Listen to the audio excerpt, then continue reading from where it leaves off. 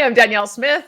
I am collaborating with Common Sense Calgary to interview candidates for the upcoming municipal election in Calgary on October the 18th. And joining me now is your candidate for Ward 7, Terry Wong. Terry, thanks so much for being with me. How you doing, Danielle? Excellent. So let's talk a little bit about why you decided to run for office. What do you think makes you a good candidate? Well, I think the three things I could probably say. Number one is I bring experience to the Ward 7 to the city.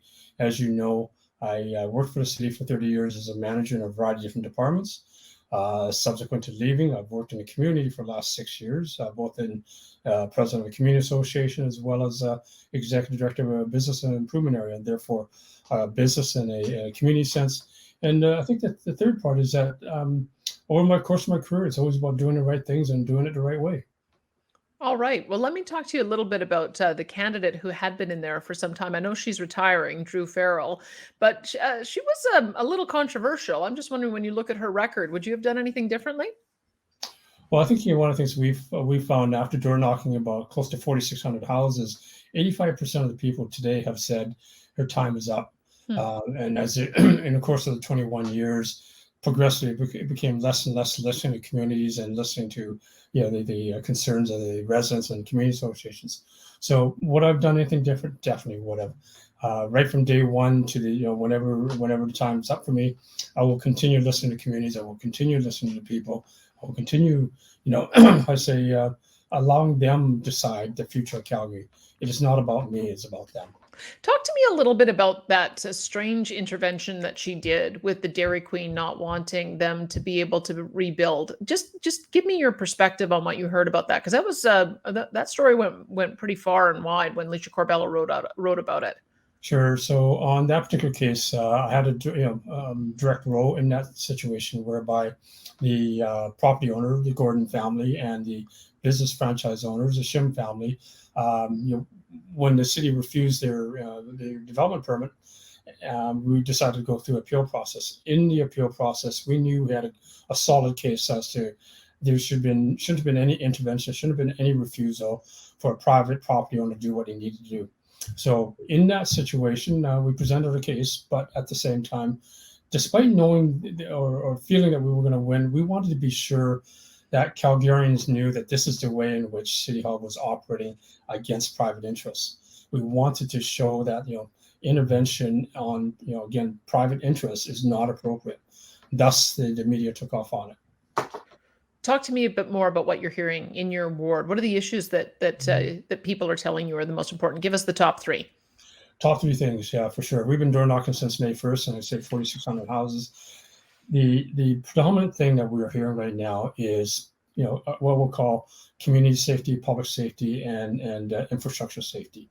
So that is one area, and when we talk about that, you can't believe, Danielle, walking on 16th Avenue as an example. There are crumbling sidewalks right in front of bus stops, and people who are trying to access bus stops and on wheelchairs, whatever. The city's ignored that. And how many times we see crumbling sidewalks, potholes that we're not dedicating enough dollars on maintenance. The second issue, of course, is all the social disorders happening in the backyards. People rummaging through garbage cans, breaking the garages, stealing bicycles, finding condoms, and finding drug paraphernalia. That is keeping a lot of parents anxious about letting the kids walk to school, right? So that is a third issue. And of course, there have been a number of criminal elements, and over in Bantro, most recently, 3 times in the course of a couple of weeks, police SWAT teams coming into a unit and trying to evict a tenant who's been known to be a violent offender. So when you get communities upset like that, concerned and aggravated like that, we're so clearly missing something there. The second issue is around the what we call an affordable city, whether it be the taxes they pay, the fees that they're paying, finding out the utilities, utility rates that NMAX controls, that the utility costs are getting to a point that people are saying we can't afford to live here. We need to reconsider why we're here, right? So the affordability. And the third part is what we call a vibrant city. We all want a great city. We all want a great community. But again, you take a look at whether it be, and the focus right now is on downtown because we need to so-called repopulate the downtown with people and businesses. But it's also about communities, community centers. 16, 17 months of COVID being shuttered in, people are sitting there going, we need to get a break. We need to get out. We need to get to a park. We need to do something. And we're not investing on the local community stuff to make them vibrant either. So, those are three topics: safety, affordability, and vibrancy. Those are things that I would, will make a priority when we get on the council. All right. Well, we'll get into a bunch of those. Let's start from the sort of the macro level and then bring it down to the micro level. First of all, what do you see the role of the council member is in overseeing and directing the administration? Do you think that relationship's working well, or do you think there needs to be a different approach? There certainly needs to be a different approach. And I go back to when I started with the city back in '84, and at that time, administration used to take all the staff through an orientation process. It was an orientation knowing this is what transportation does, this is what planning does, what the community does, so on and so forth. And then doing that, we met either with the chief commissioner or the commissioner of the respective areas. Chief Commissioner George Cornish at the time, with a bunch of new managers, he said, never forget this one thing, that in City Hall, you need to have a balance of politicians, administration, and taxpayers. If you lose that balance, if one ascends higher than everybody else, you're going to have resentment, you're going to have chaos, you're going to have a lot of people, upset. So during the times of the Board of Commissioners, we actually had that good balance. Politicians knew that we have hired professional engineers, accountants, and lawyers. They're, most of them are there because of their either small business or community interests. That's what they represented, and both try to satisfy taxpayers. I would say in the last 20 years, that has been eroded to the point now when we go to public hearings, when we go to public engagement sessions, public doesn't feel like that they're being heard. They don't feel like they're at the equal plane with everybody. And for that matter, sometimes I talk to my former colleagues at the city, they also feel they're not necessarily at the equal plane. So it's gone a hierarchy of council-driven administration kind of leading, supporting, and the taxpayer wondering if they ever be heard. All right. I'd be interested to know how you might solve that problem. Is that a legislative change that's needed? Because it does seem to me that we got rid of the commissioner system, and I wasn't sure if that was led by a change in the Municipal Governance Act, or if that was just an administrative change that happened internally to the city of Calgary. Could you go back to something that's more balanced? It was administrative change, and at that time, we went from a board of commissioners where 5 commissioners were of equal status to an administrative model with a CEO and general manager and everything else. So it became that much more hierarchical, right? But the other sort of, if I can say, impetus to it was, again, the 2001 election really started to change the dynamics of the city. We went from, again, a balanced city hall approach to a strong mayor and a subservient administration. That perpetuated after Dave Ronconi with Mayor Nenshi, and of course, the history there over the last 20 years.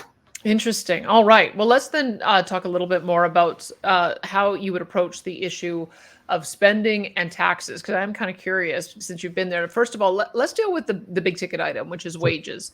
And I want to start at the top with the council members. Do you think council members are paid fairly? I think council members are certainly paid fairly, but what the public needs to understand is the dedication of hours and days for which council members are present and available. Whether it be council committee meetings Monday to Fridays, often extended to late nights, and weekends being at community events and groundbreakers and that sort of thing. So there is certainly a significant contribution of councillors' efforts for the wages they're paid. Okay. Are we suggesting that councillors should get paid more? Not necessarily. More importantly, I think the public just needs to appreciate that it is a difficult task and a task that should be respected. You may not think the councillors work hard for you. There are a lot of things going on. All right, let's talk about the senior management and the layers of management as well. Do you think that there needs to be some kind of rollback, some kind of assessment of whether we're getting value for dollars, or do you think that the level of senior administration is being paid appropriately? So there's probably three answers to that. One is a structure, and you're probably aware right now the city manager David Duckworth has implemented a new organization structure, and that's probably the fourth structure since 2000. So and maybe every 4 years, or maybe every city manager implements their own style in doing that.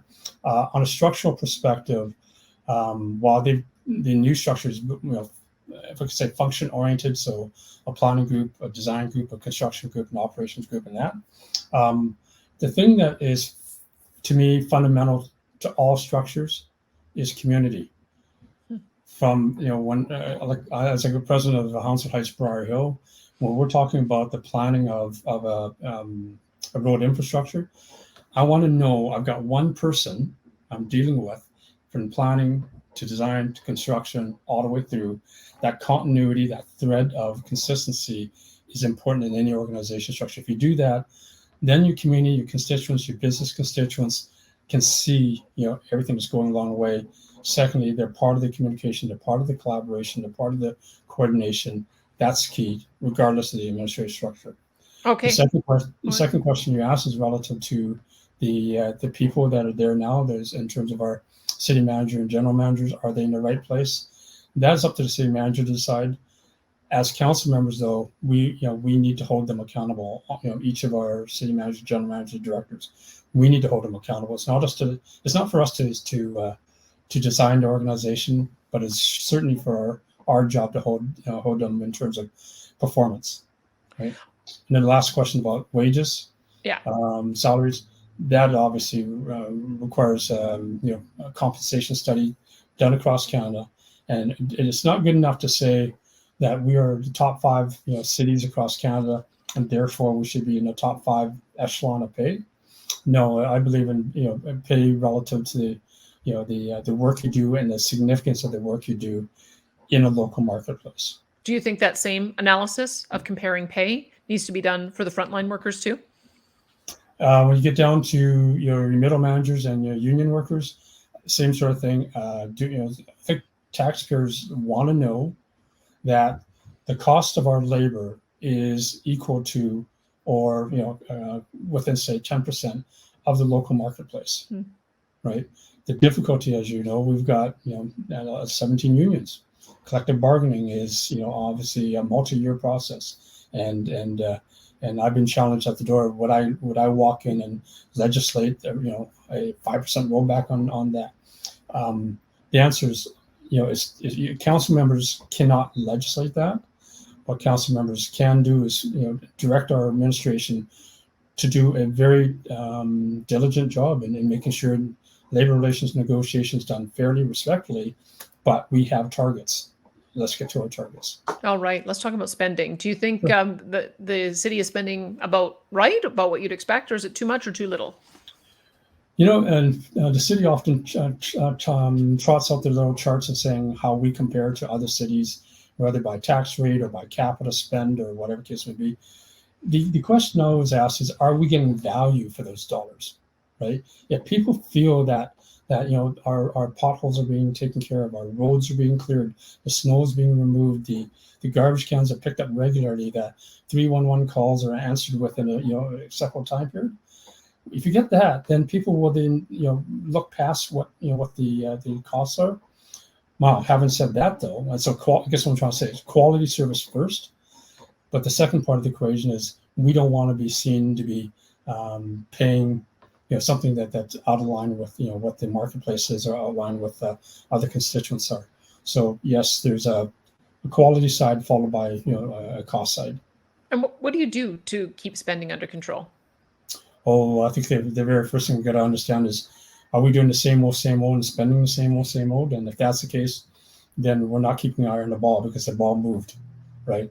So in reality, we've gone through 17, 18 months of pandemic and being shuttered in. We've seen transit lines continue to operate with the articulating buses at 10% full. We've seen people not going to downtown core, and therefore, so we have to ask ourselves the question going forward in the next 12 to 18 months, if we're doing the same level of service that we did prior to 18 months, again, the ball's moved. And if we're not following up accordingly, then we're definitely not addressing the critical areas of need. And what ends up happening in 18 months from now, somebody's going to say, well, I need more of this, and council, if they go say, okay, we'll give you more of this, but doesn't find the adjustment on the other side to offset it, then yes, we're going to spend more, and that's not right. All right. Let's talk to me about what you're hearing about taxes. Let's first deal with business taxes, because Sure. you were a representative of the business community. What is it that you're hearing? What do you think needs to be done? So in my career at the city, I was responsible for assessment taxation for 12 years, and then later on worked with the city on business planning and budgeting. And most recently, as being the executive director of Chinatown's business improvement area, we worked with the Downtown Association. We worked with the city assessor and a CFO. And if you recall, when the downtown lost $250 million of taxes because of the drop of evaluation there, they simply shifted $250 million to the suburban areas. Mm-hmm. I was part of that discussion at the table, and I said, there's no way small, mid-sized businesses can absorb that, whether it's a mom and pop shop or whether it's a warehouse in the Foothills Industrial Park with one tenant, picking up also an increase in burden of taxes, but not increasing the customer base. So my advocacy at that time was to suggest there's capacity to negotiate with the province to establish a different tax rate for the downtown core. By having a different tax rate for the downtown core, we'd be looking at different classes, different size, different qualities of buildings in there, and saying, yes, you lost some valuation, but the flip side of the equation, have you truly lost the capacity to pay, right? If you haven't lost the capacity to pay, perhaps we need to increase the tax rate so that you're paying equivalent to what you paid previously without shifting the burden to somebody else. That equivalency to pay, or the capacity to pay, a lot of these buildings are held by income trusts or REITs or whatever that are based in Eastern Canada or Eastern states, and they've got a portfolio that can absorb those adjustments, right? So why are we shifting that adjustment to small people who can't? So that, so again, looking at the capacity to pay as a way in which we can establish tax policy is one consideration. Of course, that was too complicated for them. They ignored it and they shifted it. Well, it makes sense. You're the first person who's mentioned that you could potentially have a differential tax rate for downtown. We'll talk more about that in a second. Tell me what you're hearing about residential taxes. Well, that's the other side. The second year, of course, when they shifted the 250 over, council just started to realize, oh my goodness, the small business can't afford to pay it. So they decided to flip the tax rate from a 53-47 ratio to a 47-53. And I'm sitting there going, again, why are you doing something so stupid like this? You're asking residential to pick a 6% increase in tax rate just because you want to satisfy what made yourself, for example, richer to be able to pay 6%. So I said, I'd much rather see residential stay at 47, non-res drop down to 47. And they said, well, hey, bright guy, how do you get to 100? How do you get that 6% differential? I said, number one, if you can't find 3% savings over, let's say, a course of 3 years, right? There's something wrong with the administration. We got to dig deeper to find 3% savings. The other 3% savings, easily, we can find it through, fees or taxes or whatever, put out to the MD of Foothills, Rocky View, Okotoks, Airdrie. We talk about transit services, for example. Transit services, 50% taxpayer, 50% rider. A guy from Cochrane comes in, parks his car in Tuscany Station for free, paying 50% of the fare of the bus, right? So who's paying the balance of cost for the park ride? You are. Who's paying the 50% of his ticket? You are. Who's getting 100% benefit? Cochrane riders are. So again, we need to find ways that if we're going to provide city services to regional partners, we need to recoup back enough. And 3% is not hard to recoup back from our regional partners.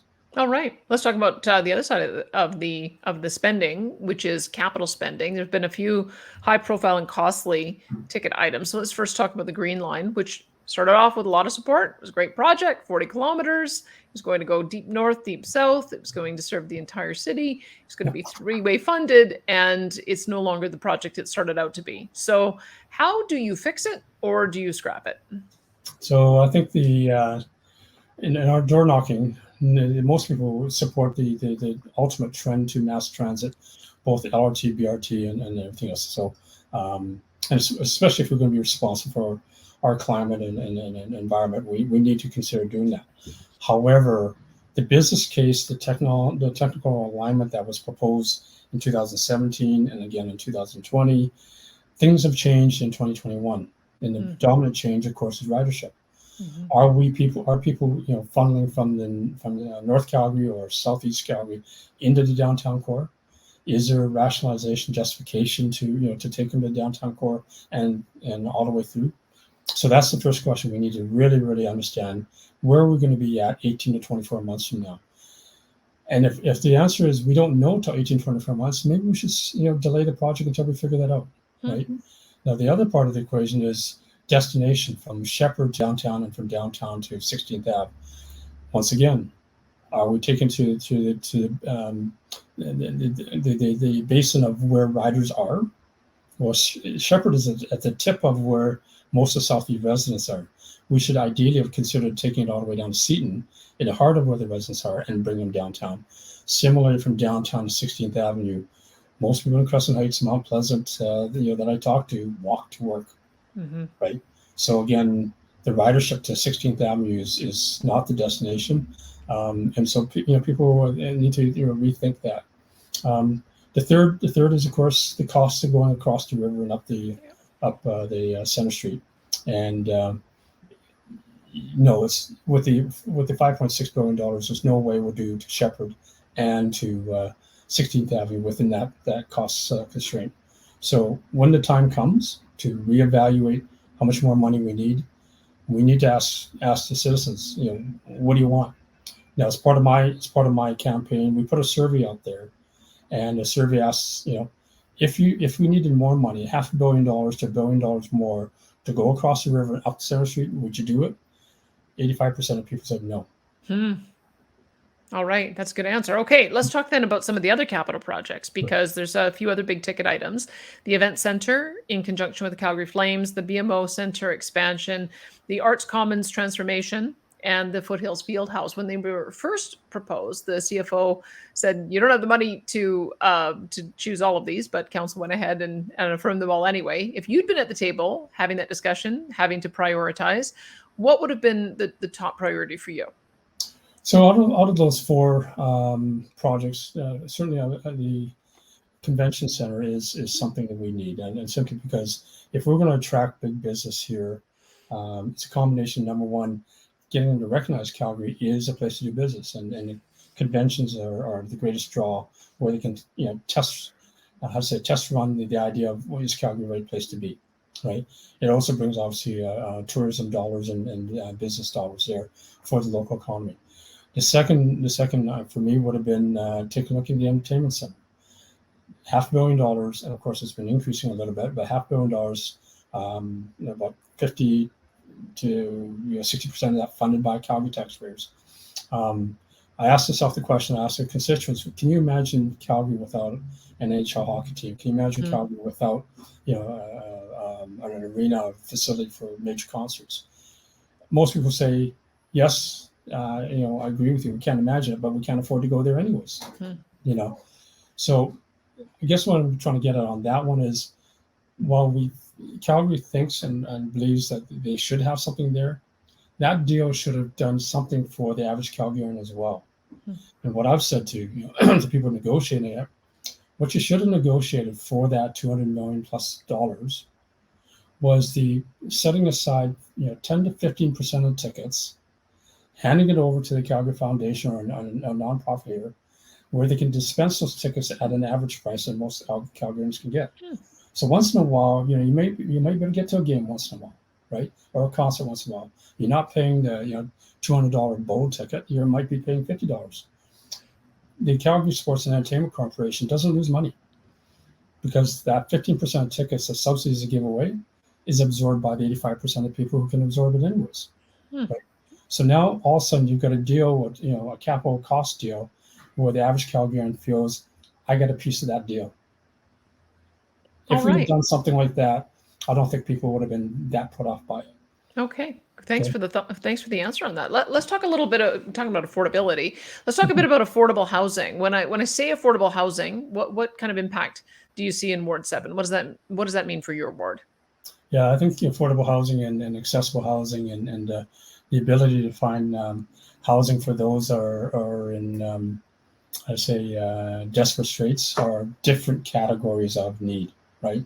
So for those, if we can say, people who are distressed, whether they're at risk of being homeless or at homeless, there's certainly a need to be compassionate, taking care of those people, and how we do that is a combination of the city perhaps taking a look at some of our vacant facilities, transforming those facilities, making that happen, right? It's also working together with social agencies and making that happen. But then again, that's for the vulnerable at-risk community. The affordable, accessible housing where you're just at the teetering edge of being able to afford to buy a house or afford to cover rent. That's a clearly a responsibility of the federal provincial government. Mhm. Provincial government particularly being able to say, look, we need you to step up and take care of the situation. Calgary, we're the caretaker of some of your buildings, but we cannot be the funding agent for it. The province, through support of the federal government, through a housing strategy, needs to be able to provide that to the city. Now, again, I think the critical question is to how far or how long do you provide affordable, accessible housing support to people? At some point, we might help them through a maybe maximum 5-year transition period, but we also have to know that they're on a road to self-sustainability. We can't subsidize forever. All right. In your community in particular, the guidebook for great communities is going to have an impact on densification. There's also sort of this battle between do you build up or do you build out? Tell us what you're hearing about that. So on that one, I actually, you may know, I took an active role in the guidebook when we went to the council public hearing in March. I was the first speaker. I was the media spokesperson. I was the one to kind of set the stage that communities in general are not opposed to intensification, meaning more houses per square hectares. We're not opposed to densification, more people in the square. What we're opposed to is a heavy-handed approach to Hmm. say everybody in Mount Pleasant, as an example, all of a sudden your R1, R2, which is attached and detached, you're all of a sudden a single classification that will also not only be attached and detached, but you can also accommodate row housing, you can accommodate secondary suites, you can accommodate. So any type of housing can be built in Mount Pleasant, and for that matter, any developer can do it on any street, whether it be mid-block or a corner. So we were opposed to the heavy-handed approach because how many years has Calgary been around? How many years have your parents, my parents invested in our properties, right? At the end of the day, that investment, that nurturing of their property, the landscaping they've done, everything is not to be ignored. Hmm. We cannot allow developers to come in and say, yeah, just, you take a property that's got 25% site coverage and all of a sudden fill up to 45% by taking out some trees and green spaces and whatever, Hmm. and destroying the character of Mount Pleasant or Tuxedo, right? We cannot allow developers to do that. We cannot allow city planners to allow developers to think they can do that.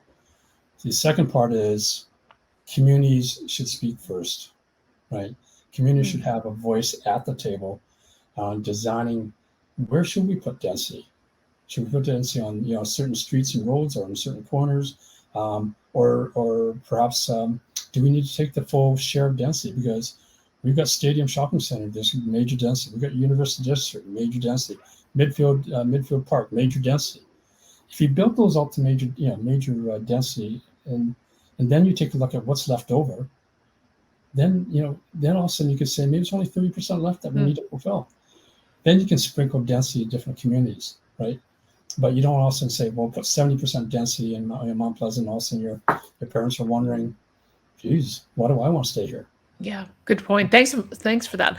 Let's talk a bit more. I want to return to the one of the concepts that you raised about creating a special tax rate for downtown, even if they are not able to fill those buildings with new tenants. And I'm just wondering a bit. I just wanted to get your thought on that. Don't you think that that would impair the ability to attract people downtown again? I mean, we've got a huge amount of vacant space. And part of what happens is if you can lower the rental rates, that would encourage more people to relocate. If you keep For sure. the taxes artificially high, wouldn't that then impair the ability to attract new businesses downtown?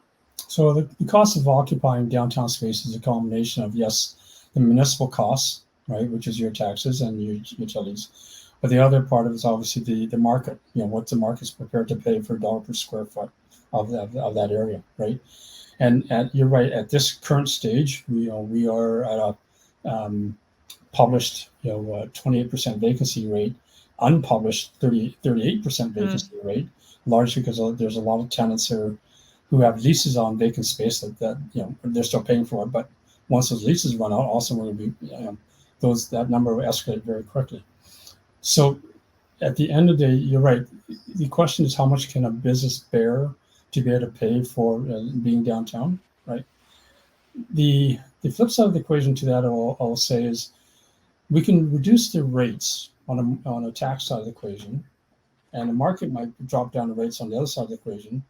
But at the end of the day, the question always gets back to every business tenant, no different than residential. Location, location, location. Is this the place I want to be?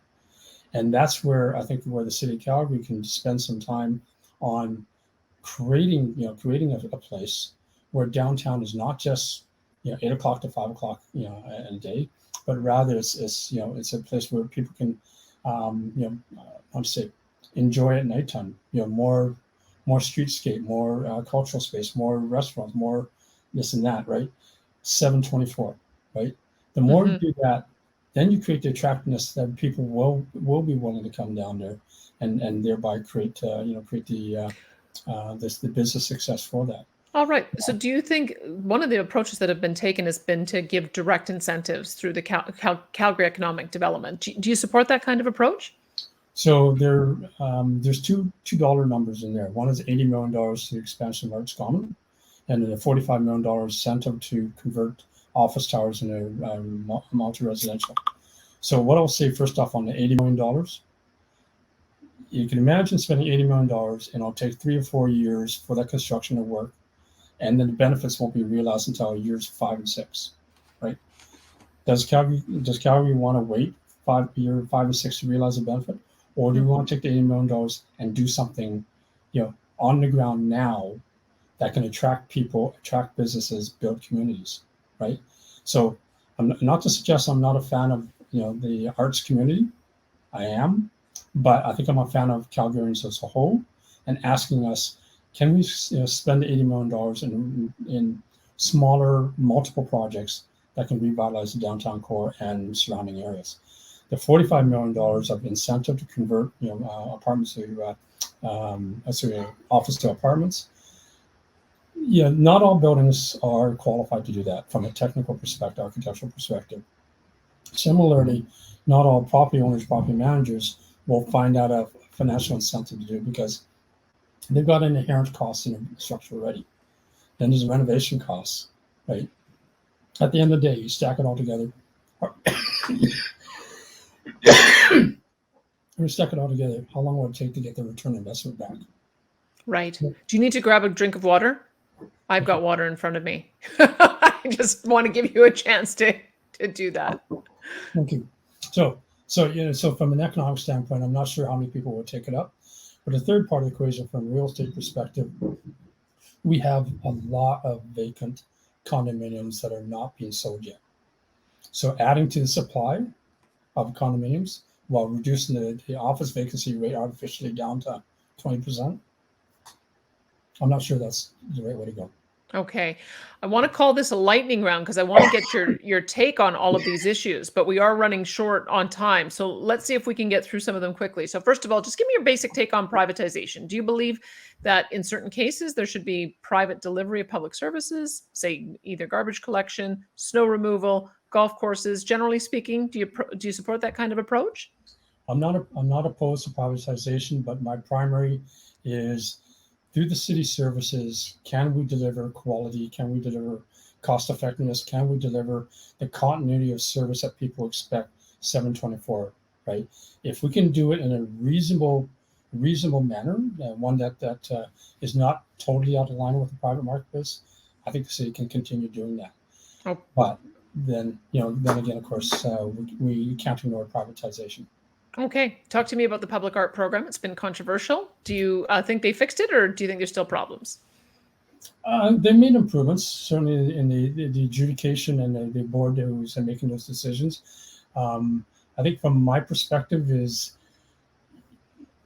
art is relative to, the eyes of the beholder, no doubt. But having said that, taxpayers are paying for this art, and the beholders are 1.2 million Calgarians.